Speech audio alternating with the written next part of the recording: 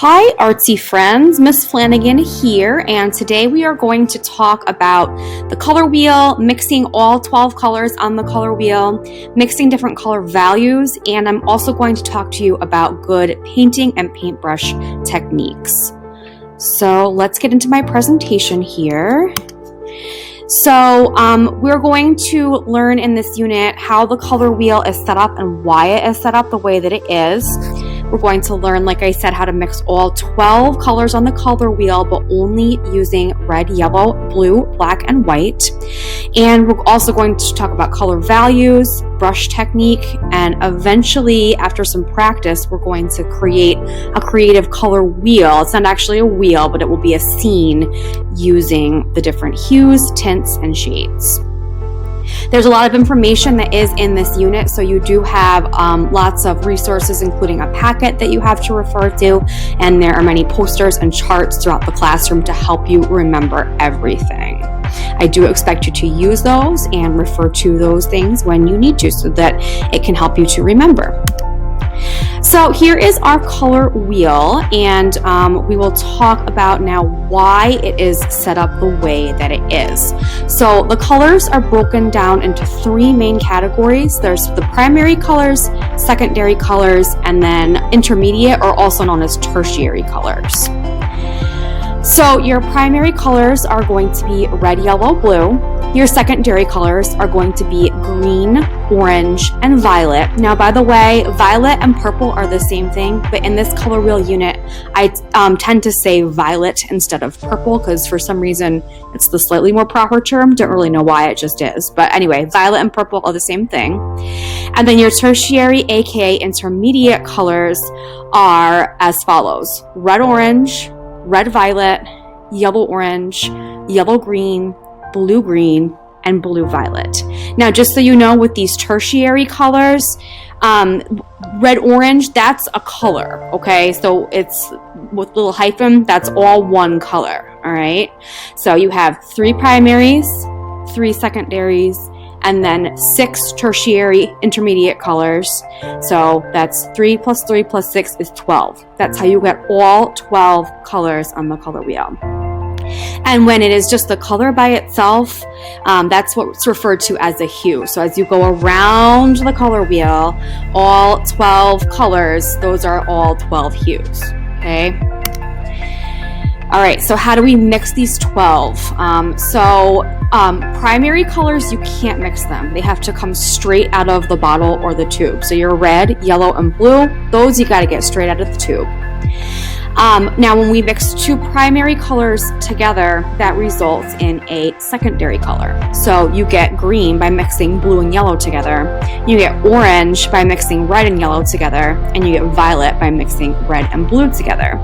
And just so you know, when you're mixing these, you always need a little bit more of the lighter color and a little bit less of the darker color. So with green, for example, it's not 50-50 blue to yellow. It's about, I would say, 2 yellows to 1 blue. So you need a little bit more of the lighter color and less of the darker color.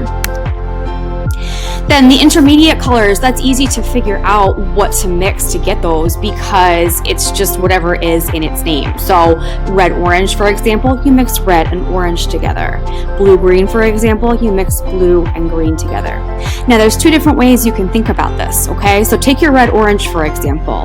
That you can get by mixing red and orange together, but remember the orange already has red and yellow together. So if you have yellow and then add a little more red into it, you're changing the ratio, but it's giving you now an intermediate color instead of a tertiary color. All right, so there's kind of different ways that you can think about it. It's just mixing 2 primary colors in different ratios, or you can also think about it as mixing a primary color and a secondary color together. So that's why the color wheel is set up in the way that it is. You see that we have our primary colors evenly spaced out on the color wheel, and then in between each primary color is the secondary color that you would get when you mix those 2 primary colors together.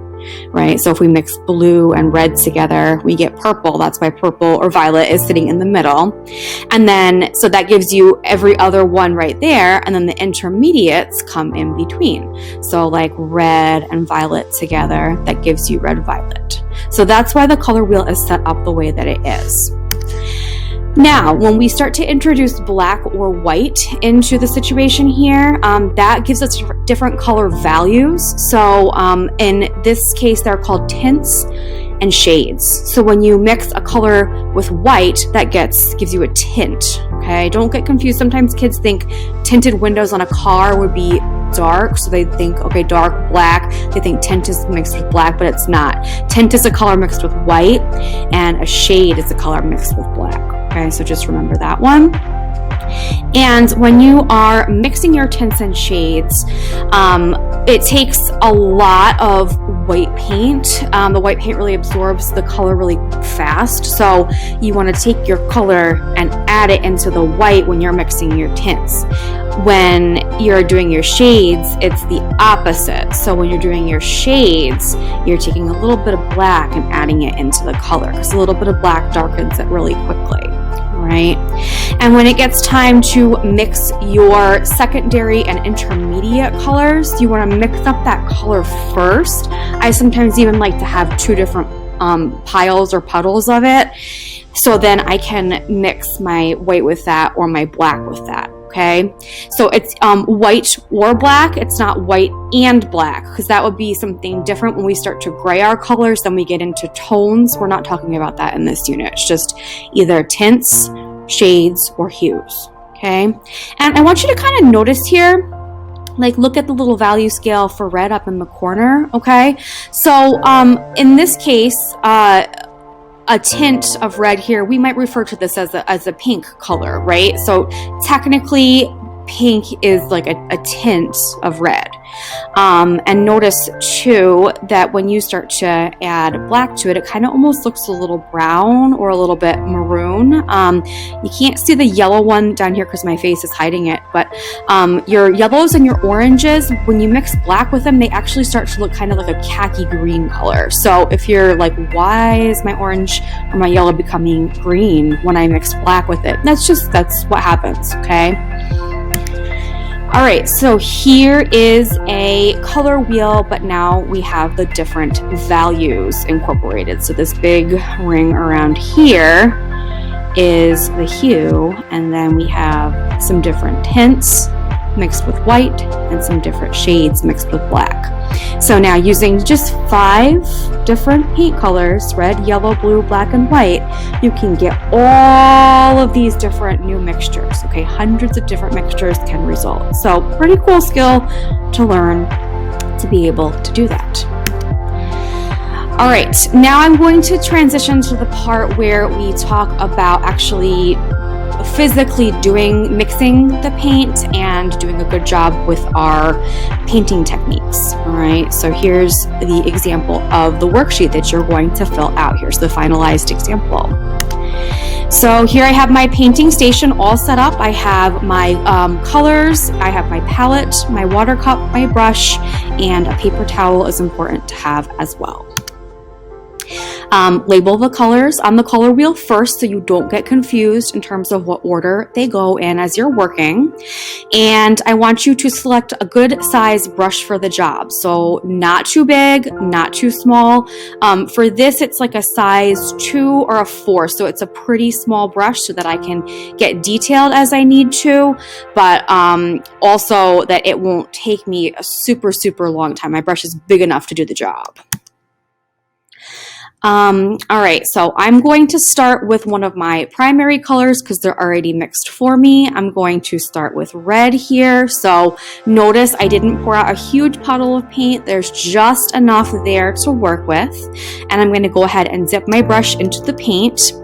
And then I want to roll the extra paint off on a blank spot on the palette or on a paper towel so that I'm not just oversaturating my shape with too much paint here. So when you paint, see this little metal part here, it's called the ferrule of the brush, and here's the bristles. I'm actually pressing down so that the bristles are flat, and I'm dragging this down. So that will help me to get a nice edge. Now, when it starts to kind of run out here and look streaky, that's how I know, okay, I've got to go back to my palette and get a little more paint on my brush. So I actually do the outline of the shape first, and then I'm going to fill it in after. That will help me to be nice and neat and precise as I'm painting my shape. For little areas like this little center part here, if you want to hold the brush straight up and down, that can help to get in the little crevices. And you can also turn your paper around so that you can maneuver more easily and get better leverage as you're working. Now, one thing that might happen is you might see, it's hard to see in this picture because it's blurry, but if there's a lot of paint, you might kind of get these little peaks that form, but we want this paint to dry nice and flat and matte. When this dries, if it's raised up like this, the tempera might flake off. So in this case, if you're seeing these little peaks and there's too much paint, well, first of all, roll it off your brush before you paint. But second of all, if it's already on your paper, what you can do is you can wipe off your brush and kind of bring this in to the shape, or you can also wipe off your brush and kind of scoop off the paint as you're working. So we want it to dry flat. When you're ready to switch colors, make sure you wash and dry your brush. We don't want our paint to get diluted and too watery, and we also don't want to mess up our next color by contaminating it with the color that we just used. Okay, so there's my 3 primary colors all finished. I'm going to do my secondaries next. So I'm choosing to do orange first. Now remember, orange is made up of yellow and red, but remember it's not 50-50. You always need more of the lighter color. So yellow is lighter in this case, so that's why I have more yellow and less red poured out into my palette. And then I mix those together. I don't want to get these little swirls and striations. Got to mix it all the way up. Like if you're making a cake, you got to mix all the ingredients together so they're well incorporated. Okay, so it should look like this, one new color. And then same thing when you get to your other secondary colors, handle those in the same way. And then there are my secondary colors on my color wheel painted in. One thing that you might notice as well, like if you see, like for example, the green and the orange also, it kind of looks like it's streaky. The reason is that the tempera lightens as it dries a little bit. So this is in the drying process. So it will become one color as it dries. It's just part of the shape is wet and part of the shape is dry right now. So don't worry if you see streaks like that as it's drying. Okay, now for my intermediate colors. So a couple different ways we can do this. So if I'm trying to get yellow orange, for example, if you already have orange mixed up on your palette and you have some left, you can use that. Put that right into the yellow and it will give you yellow orange. Or if you've run out of orange at this point, you can make your yellow orange by adding just a little bit of red to yellow. Okay, remember it's the same colors that are in here as is in orange, but the ratio now has changed, so it makes a new color. All right, and the other intermediate colors are approached the same way. You can check yours against the chart if you want to see if it's done correctly. All right, so then on the second page, we're getting into mixing value scales. So remember, it's either black or white, not both. And remember that the color goes into the white when you're mixing your tints, and when you're doing your shades, the black goes into the color. All right, so the hue comes straight out of the bottle, so I'm going to just go ahead and tackle that first. Don't have to do any mixing. The hue is my medium value, so it goes in the middle of the value scale. Then when I do my lightest tint, I'm going to add a little bit of red into the white and mix it up thoroughly and paint it into that square. Then for my next tint, so it's a darker tint, all right, so there's going to be a little more red, but I already have this mixture from my first tint that was mixed up. So what I can do is just take a little more red and mix that into the previous tint mixture and mix that up, and then that becomes my second tint or my second value here. Okay, so don't do more work than you have to. Now, when we're switching to our shades, we don't want to cross-contaminate, so we're going to wash out our brush, and then there should be a new spot of red by itself on the palette. See, this guy has white in it already, so I don't want it to be grayed and cross-contaminated, so I've got to start with a fresh one here. And I'm taking just a little teensy weensy tiny bit of black and mixing it in for that first shade here. Okay, and then that becomes my fourth color value, and then I can mix a little more black into that same mixture once it's already been painted, and that will be my fifth one over here. Okay. So same thing for your secondaries, but remember you're mixing up that color first. So for my green, I mixed this with blue and yellow, and then I put it into two different spots. One is for my tints, one is for my shades, so I don't cross-contaminate and gray the colors. All right, same thing, just mix a little bit of the color into the white for your tints, a little bit of black into the color for your shades. There's the value scale. Notice how the values are distinct, so I can definitely tell them one apart from the other, but they're changing at a consistent rate, okay? So they change at like a certain percentage each time. All right, pretty much the same thing here, only now it's done with an intermediate color. So same thing, you're mixing it up, adding a little of the color into the white for the tints, a little bit of black into the color for the shades. Notice how it kind of looks green when we put the black in there. That's okay, that's normal. All right, and that is it. So this tutorial should allow you to be able to complete that color mixing and brush practice worksheet. And then eventually this is going to build our color mixing skills and our workflow, our paintbrush technique. And this will eventually bring us into our next project, which is going to be sort of a design, but you're going to use all 12 hues of the color wheel and tints and shades to make this more kind of creative design. So that's what we're building towards, but we need to know the terminology, know how the colors are mixed, know how the values are mixed, and know how to use our paintbrush and good brush technique in order to pull this off well. Okay, so thanks for listening, thanks for watching, hope you learned a lot, and then it's going to be your turn to try it out.